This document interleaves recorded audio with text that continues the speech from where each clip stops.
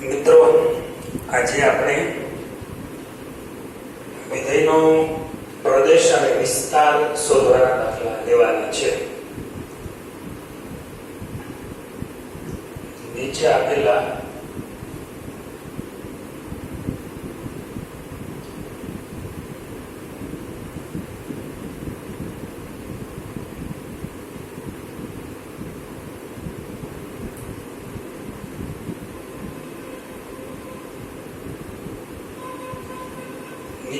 વિધેયોના પ્રદેશ અને વિસ્તાર શોધો.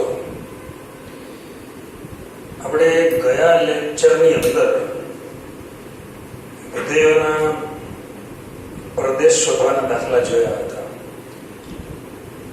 સામાન્ય રીતે કોઈ પણ વિધેયનો પ્રદેશ શોધવો કે પ્રદેશ નક્કી કરવો એ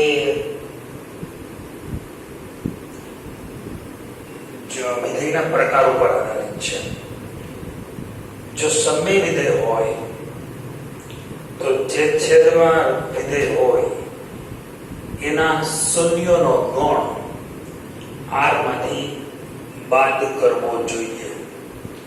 એનો મતલબ એમ થયો કે છેદમાં કોઈ વિધેય હોય તો એના બરાબર શૂન્ય લઈ અને x ની શક્ય કિંમતો શોધવી જોઈએ. x ની જેટલી કિંમતો મળે આપણને છેદના વિધેય બરાબર શૂન્ય લેતા એને સોલ્વ કરતા ઉકેલતા x ની જેટલી કિંમતો મળે તે કિંમતો આગળ જે સમય વિધેય હોય એ વ્યાખ્યાયિત ન થાય, કારણ કે છેદ શૂન્ય થાય છે. એટલે એ બધી કિંમતો આમાંથી બાદ કરવી જોઈએ. બહુ શરૂઆતમાં આપણે જ્યારે વિધેયની વ્યાખ્યા સમજ્યા ત્યારે આપણે શું કરતા હતા કે દાખલા તરીકે a બરાબર 1 2 3 છે અને b બરાબર સપોઝ 3 4 5 6 છે. f a to b અને fx બરાબર સપોઝ x + 2 છે. તો આ વિધેયમાં પ્રદેશ આપ્યો છે a. આ પ્રદેશ છે. આ વિધેયનો સહપ્રદેશ b છે અને માત્ર આપણે વિસ્તાર જ શોધવાનો છે. r શોધો. તો વિધેયનો વિસ્તાર શોધવામાં તો શું કરવાનું કે fx ની બધી કિંમતો શોધીએ આપણે. fx ની બધી કિંમતો એટલે x બરાબર 1 લેતા 1 + 2 એટલે 3, પછી એમાંથી x બરાબર 2 લેતા f2 મળે એટલે કે 2 + 2 એટલે 4, 3 મૂકતા 3 + 2 એટલે 5. આ વિધેયનો વિસ્તાર થશે 3 4 અને 5. x ની કિંમત મૂકીએ છે એટલે જે જવાબ આવે છે ને y કહેવાય. fx બરાબર y. x ની કિંમત પ્રદેશમાંથી મુકાય, એનો જે જવાબ આવે 1 મૂકવાથી જે જવાબ આવે એ જવાબને પ્રતિબિંબ કહેવાય અને એ બધા પ્રતિબિંબોનો ગણ એટલે વિધેયનો વિસ્તાર, અથવા fx ની બધી કિંમતોનો ગણ એટલે વિધેયનો વિસ્તાર. બરાબર છે? તો વિધેયનો વિસ્તાર આપણે આ રીતે નક્કી કરતા હતા. ફક્ત વિસ્તાર જ શોધવાનો હતો. હવે જે વિધેયો આપે છે, જે લાસ્ટ આપણે વાત કરીએ, એ વિધેયોમાં પ્રદેશ અને વિસ્તાર બંને આપણે શોધવાના છે. પ્રદેશ પણ નહીં આપેલો હોય, સહપ્રદેશ પણ નહીં આપેલો હોય, બધું જ આપણે શોધવાનું છે. વિધેયો બધા વાસ્તવિક છે. પહેલો દાખલો, આ વિધેય છે એ સ્ક્વેર રૂટ વિધેય એટલે કે વર્ગમૂળનું વિધેય છે. હવે આ વિધેય તો જ વ્યાખ્યાયિત થાય કે અંદર જે વર્ગમૂળની અંદર જે x - 1 આપેલું છે એ ઋણ ન થવું જોઈએ, કારણ કે વર્ગમૂળ છે એ ધન સંખ્યાનું આપણે મળી શકે છે.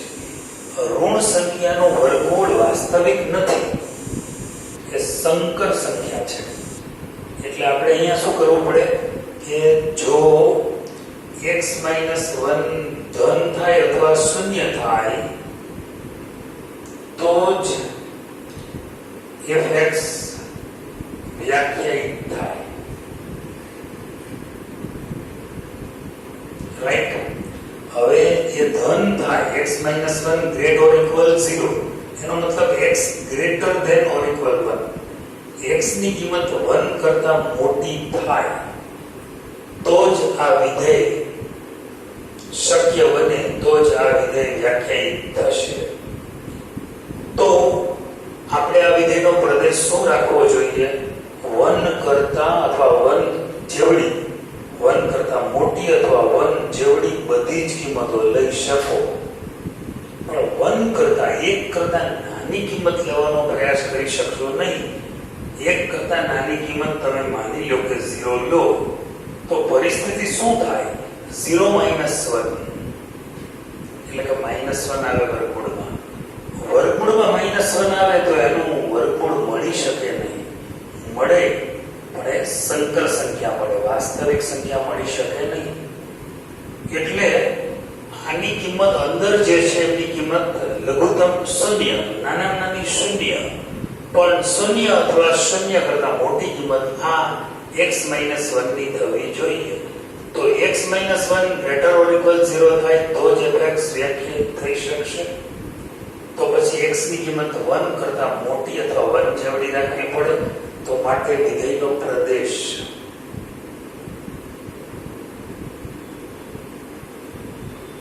df બરાબર 1 to infinity. અમે પ્રદેશ નક્કી કર્યો. હવે વિસ્તાર કેમ નક્કી કરવો? કોઈ પણ વિધેયનો વિસ્તાર નક્કી કરવો હોય તો fx બરાબર y છે, આપણને ખબર છે. x મૂકો તો જે જવાબ આવે y. વ્યાપક રીતે fx બરાબર y વિધેય બોલાય છે. મૂકવાનો x, જવાબ મળે y, પ્રતિબિંબ y. તો તમારે fx બરાબર y પહેલા લેવું, વિસ્તાર શોધવાની રીત.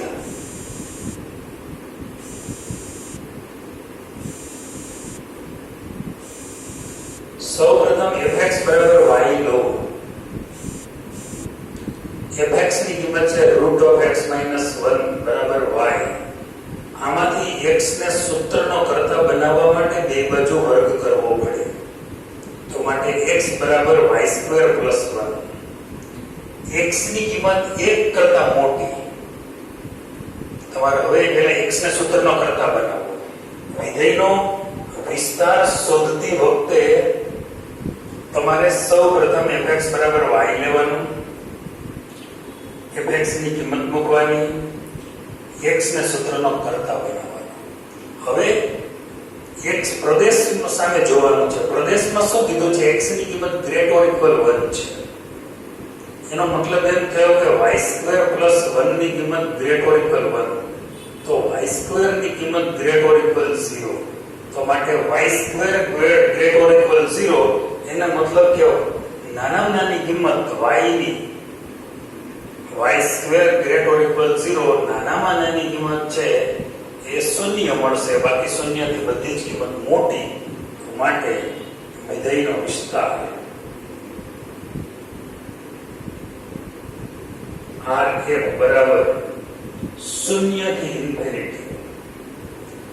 આનો જવાબ તમે કોઈ પણ x અહીંયા મૂકશો, જવાબ 0 થી નાનો ક્યારેય નહીં લાવી શકો.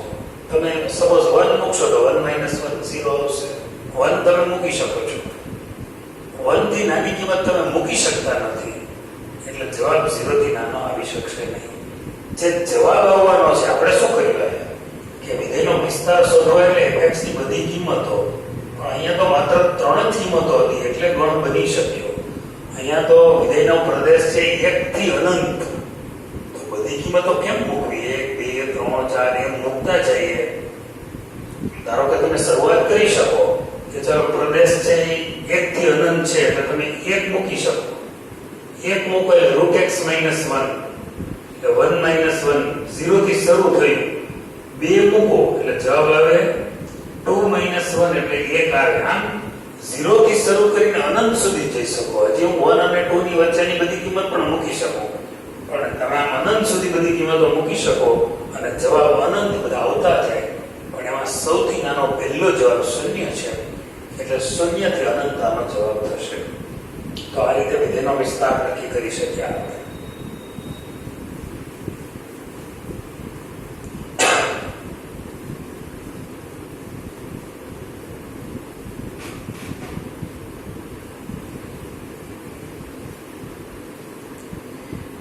બીજો દાખલો છે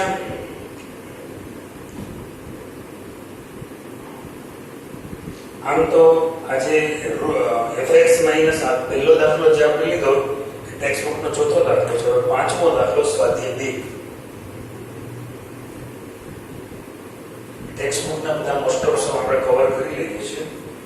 fx બરાબર રૂટ x, fx બરાબર મોડમાં x માઈનસ 1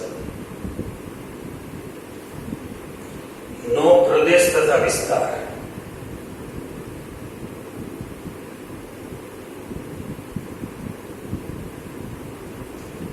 હવે એનો પ્રદેશ કેમ નક્કી કરાય? મોડ x માઈનસ 1 છે એટલે પ્રદેશ r by default માનાંક વિધેયનો Pradesh r છે. x ની બધી જ કિંમતો અહીં શક્ય છે.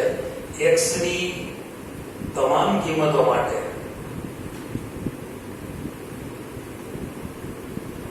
fx વ્યાખ્યાયિત છે.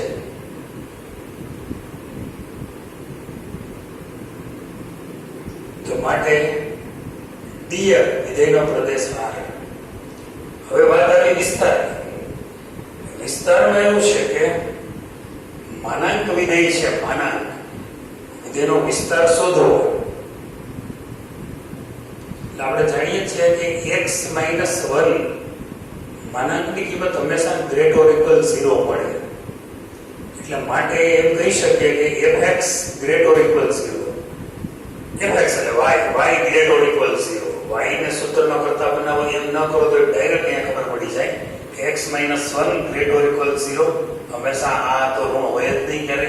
x ની કોઈ પણ કિંમત મૂકો તમે જવાબ ઋણ નહીં આવે ક્યારે. 5 મૂકશો તો 5 ઓછા એટલે 4. 0 મૂકશો તો 0 માઈનસ 1. ધારો કે તમે સપોઝ x બરાબર 0 મૂકો તો 0 માઈનસ 1 એટલે કે માઈનસ 1. તો માનાંકમાં તો 12 પ્લસ જ લખવાના. કહેવાનો મતલબ કે r ની બધી કિંમતો ધન જ આવશે બધી, અને શૂન્ય નાનામાં નાની કિંમત તમે x બરાબર 1 મૂકો તો જવાબ 1 માઈનસ 1 એટલે 0. તો fx ગ્રેટર ઓર ઇક્વલ 0 માટે f નો વિસ્તાર 0 થી ઇન્ફિનિટી અથવા r પ્લસ યુનિયન 0 જે લખો તે બે સરખું કહેવાય. ખાલી જગ્યામાં આવો દાખલો પહોંચી શકાય કે આ વિધેયનો વિસ્તાર કેટલો છે. ત્યાર પછીનો દાખલો છે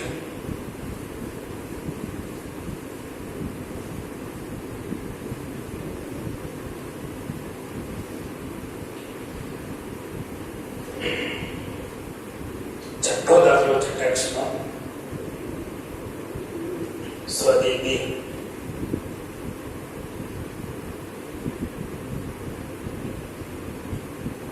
f બરાબર f ને અલગ રીતે વ્યાખ્યાયિત કરેલો છે. જો f બરાબર ગણમાં x square 1 plus x square અને x belongs to r. A r થી r નો વિધેય હોય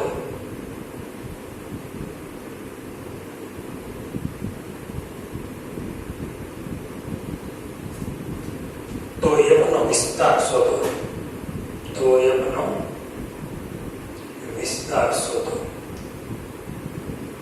માંગ્યો છે ફક્ત વિસ્તાર, પણ આપણે પ્રદેશ પણ શોધી લઈશું. f નો વિસ્તાર માંગ્યો છે પણ આપણે પ્રદેશ પણ નક્કી કરી લેશું.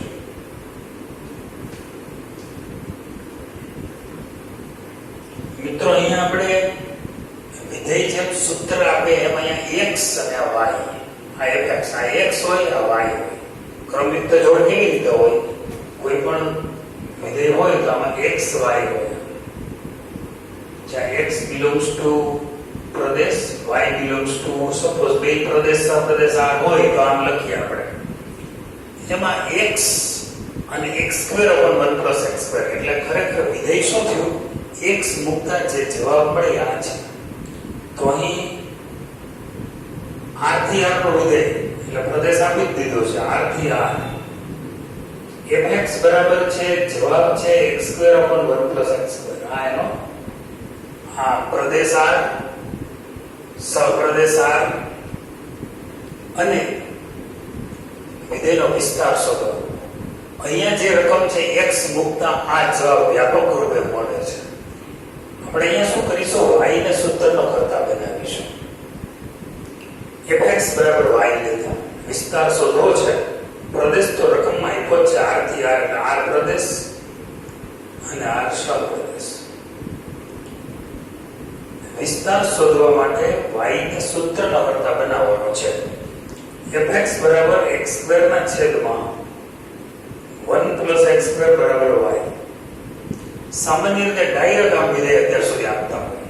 કેમ આગળનો દાખલો હતો તો fx બરાબર આમ આપ્યું હતું √(x - 1). એમ એને બદલે અહીંયા આવી રીતે ક્રમિક જોડ સ્વરૂપે આપેલું છે. પેલો x જવાબ મળે fx. એટલે એ આપણે અલગ અલગ રીતે આપી શકીએ. આપણે તો એમાંથી fx કેટલો છે જાણવાનું હતું. હવે એમાં y ના સૂત્રનો કરતા બનાવશું આપણે.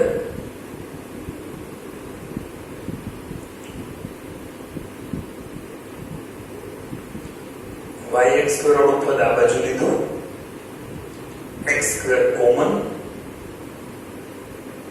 તો x² બરાબર થશે y ના છેદમાં 1 - y. તો માટે x બરાબર થશે +or - √(y / 1 - y). આવું થશે. હવે મિત્રો આ જે છે એ સ્ક્વેર રૂટ ની અંદર આવ્યો. આમની કિંમત ક્યારેય ઋણ ન થવી જોઈએ. એટલે y ના છેદમાં 1 - y ≥ 0 થવું જોઈએ. તો જ x મળે આપણને, તો જ x વ્યાખ્યાયિત થાય. કારણ કે સ્ક્વેર રૂટ ની અંદર વર્ગમૂળમાં સંખ્યા ક્યારેય ઋણ ન હોવી જોઈએ. કારણ કે ઋણ સંખ્યાનો વર્ગમૂળ આપણે જાણતા નથી અથવા તો આપણે મેળવી શકતા નથી. વાસ્તવિક વર્ગમૂળ મળે ને. અને બીજું કે છેદમાં 1 - y છે એટલે કે y બરાબર 1 ન થવું જોઈએ. y બરાબર 1 થાય ને તો છેદ 0 થઈ જાય. એટલે બે શરત આપણે લગાડી દઈએ. હવે y ઉપર 1 - y ≥ 0 તો માટે y ઉપર y - 1 < <0 અને y બરાબર 1 નથી. એ તો ચાલુ જ રહેશે કન્ડિશન. હવે આપણે શું કરીએ કે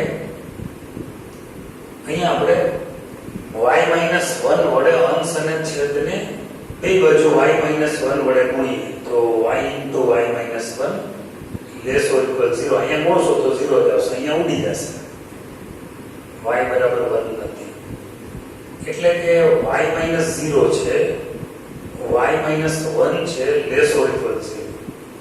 એટલે y માંથી શૂન્ય, y - 0 y - 1 એટલે કે બે બીજ મળ્યા 0 અને 1. હવે આ બેયની કિંમત ઋણ કઈ y ની કઈ કિંમત માટે < <0 થાય? y બરાબર 1 તો લેવાનું જ નથી પાછું. મિત્રો જો આ રીતે વિચારી શકાય. આ સંખ્યા રેખા ઉપર y - 0 એટલે અહીંયા 0 લીધું, y - 1 એટલે 1 લીધું. હવે 0 ને 1 બે વસ્તુ છે. જો 0 ને 1 ની વચ્ચેની કિંમત મૂકું તો y - 0 ની કિંમત કેટલી આવે? 0 ને 1 ની વચ્ચેની કિંમત તમે ધારી લો 1/2 ધારો. તો 1/2 ઓછા 0 એટલે 1/2 થાય. 1/2 ઓછા 1 એટલે -1/2 થાય. તો આ બેનો ગુણાકાર -1/4 થશે એટલે <0 થાય, ઋણ થાય. એટલે 0 ને 1 ની વચ્ચેની કિંમત મૂકીશ ને તો જ આ <0 થશે. બરાબર? એ સિવાય કોઈ કિંમત માટે એ 0 એ ઋણ કિંમત નહીં થાય. ગુણાકાર બે ઋણ નહીં થાય. બે ગુણાકાર ઋણ કરવો હોય તો 0 અને 1 ની વચ્ચેની કિંમત જ મૂકવી પડે.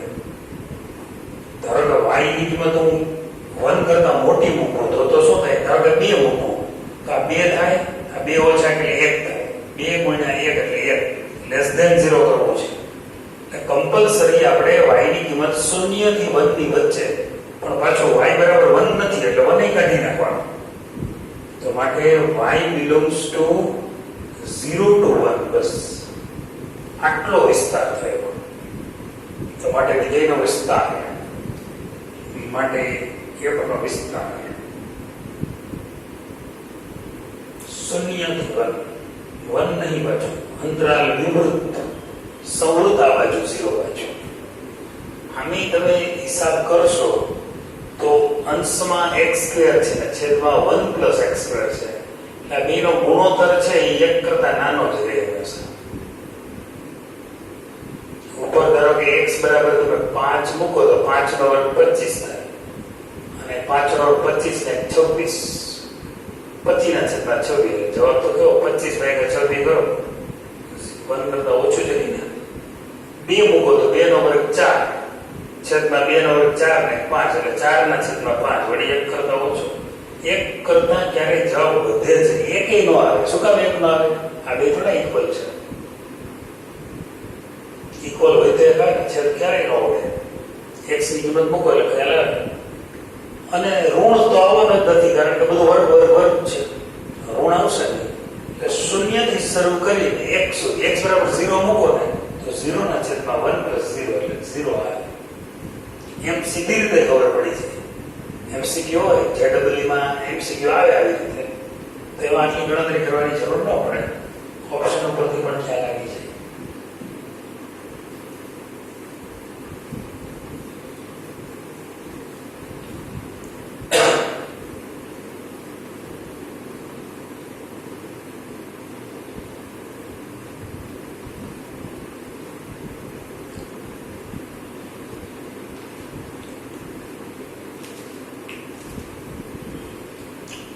બારમો દાખલો છે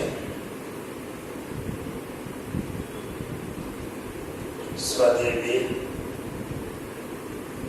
2 a બરાબર 9 10 11 12 13 અને f વિધેય છે આ રીતે વ્યાખ્યાયિત છે a to n. fn બરાબર n નો મહત્તમ અવિભાજ્ય અવયવ.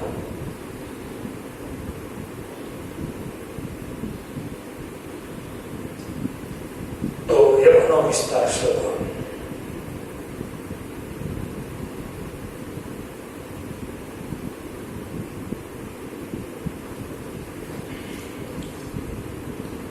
હવે મિત્રો અહીંયા f a થી n નો વિધેય છે એટલે પ્રદેશ a છે, સહપ્રદેશ n છે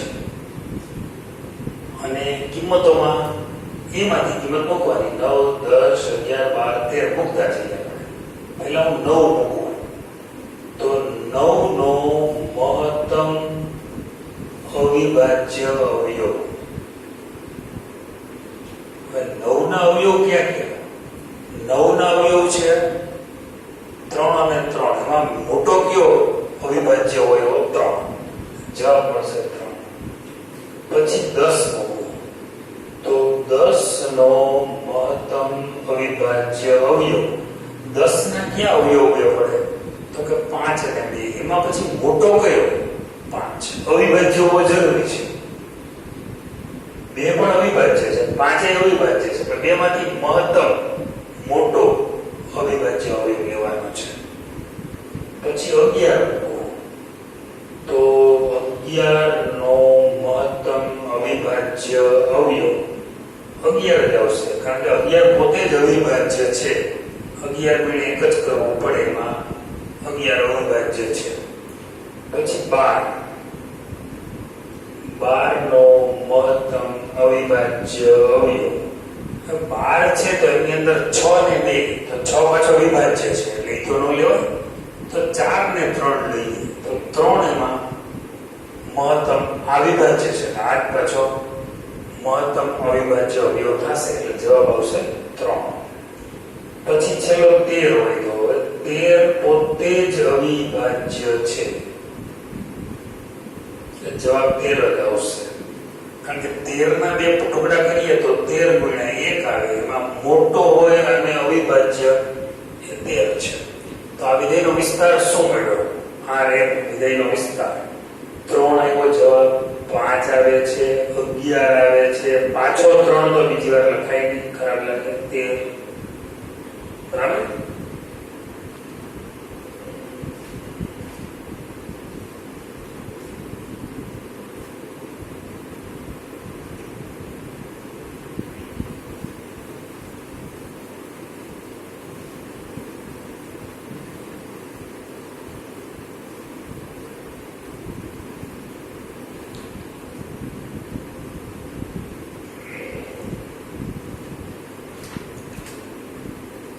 ત્યાર પછીનો એક દાખલો છે, દાખલો બીજો છે અને સ્વાધ્યાય 2.3 બીજાનું પહેલું આપણે લઈએ છીએ. fx બરાબર માઇનસમાં મોડ x, એનો પ્રદેશ અને વિસ્તાર બંને શોધવાના છે.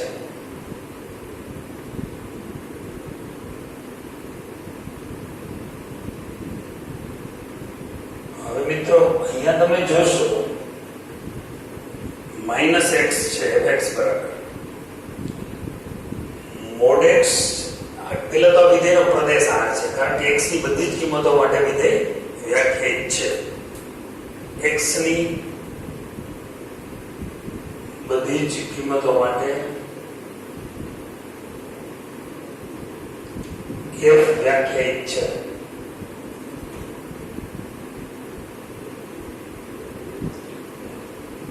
એટલે આ વિધેય છે એનો પ્રદેશ r છે, માટે df બરાબર r.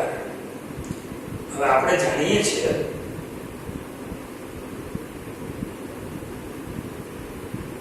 કે mod x હોય નો વિસ્તાર એ 0 to ઇન્ફિનિટી છે, તો માટે અહીંયા -x હોય તો માટે -mod x નો વિસ્તાર એ શું થશે? -Infinity to 0. ઋણ સંખ્યા, આ બધી ધન વાસ્તવિક સંખ્યાઓ અને શૂન્ય, આમાં ઋણ વાસ્તવિક સંખ્યાઓ અને શૂન્ય, કારણ કે આગળ માઇનસ છે, તો માટે વિસ્તાર બરાબર આપેલ વિધેયનો વિસ્તાર બરાબર -ઇન્ફિનિટી ટુ 0. એમાં હજી દાખલો બીજો છે, એનું બીજું સ્વાધ્યાય 2.3 ચાલુ છે. એમાં છે fx બરાબર 9 - x square, square root 9 - x સ્ક્વેર. હવે આ વિધેય છે વ્યાખ્યાયિત થાય 9 - x square greater than or equal 0 થાય, કારણ કે વર્ગમૂળ છે. આપણે એક દાખલો શરૂઆતમાં જોયો એના જેવો જ છે. 9 - x સ્ક્વેર ગ્રેટર ઓર ઇક્વલ 0 થાય તો જ fx વ્યાખ્યાયિત થાય. તો માટે x square -9 less or equal 0, તો માટે x square less or equal 9, તો માટે x બિલોંગ્સ ટુ -3 થી +3. x ની કિંમત -3 થી +3 ની વચ્ચે હોય તો જ આ વિધેય વ્યાખ્યાયિત થાય. -3 કરતા નાની કે +3 કરતા મોટી કિંમત માટે આ વિધેય વ્યાખ્યાયિત થશે નહીં. તો માટે df એટલે કે પ્રદેશ -3 થી +3. હવે વિસ્તાર માટે ફરી પાછું આપણે y ને સૂત્રનો કરતા બનાવીશું. y ને સૂત્રનો કરતા બનાવો fx બરાબર y લઈને, fx બરાબર y લેતા, fx એટલે છે √9 - x સ્ક્વેર. બે બાજુ સ્ક્વેર કરીએ એટલે સામે y સ્ક્વેર થાય, તો 9 - y સ્ક્વેર = x સ્ક્વેર. તો માટે x સ્ક્વેર = 9 - y સ્ક્વેર. તો માટે x બરાબર આપણને મળે √9 - y સ્ક્વેર. x ને સૂત્રનો કરતા બનાવો. હવે જે અંદરનો ઘટક છે એ ફરી પાછો ફરીથી આપણે વિચારી શકીએ કે વર્ગમૂળમાં આવે છે એટલે 9 - y² greater or equal 0, તો implies y² greater or equal 9 greater or equal y², એટલે કે y² less or equal 9. તો માટે હવે વિચારો y² ની કિંમત 9 અથવા 9 કરતા નાની, એટલે તમને એમ લાગે કે y ની કિંમત -3 થી +3 ની વચ્ચે મળે, પરંતુ અહીંયા તમે વિચારો જ્યારે તમે x ની કિંમત તો -3 થી +3 ની વચ્ચે છે, જ્યારે x ની કિંમત -3 મૂકશો ત્યારે -3 નો વર્ગ શું થશે? 9 9 - 9 0, એટલે 0 થી જ જવાબ ચાલુ થશે. તો માટે y સભ્ય છે, કારણ કે જે y મળે રાઈટ એ કેવો થશે? 9 એટલે કે fx તો ધન જ મળવો જોઈએ, તો fx greater than 0 હોવાથી વળી fx greater than or equal 0 હોવાથી, એટલે કે y greater or equal 0 હોવાથી y ની કિંમત 0 થી 3 ની વચ્ચે મળે. માટે વિસ્તાર બરાબર 0 થી 3. આ રીતે આ વિધેયનો વિસ્તાર મળી શકશે. તો મિત્રો આજે આપણે વિધેયના પ્રદેશ અને વિસ્તાર શોધવાના દાખલા જોઈએ. નેક્સ્ટ લેક્ચરમાં આપણે વિધેયના સરવાળા બાદબાકી શીખીશું. પીડીએફ ની અંદર એક બે દાખલા વધારે સોલ્વ કરેલા છે.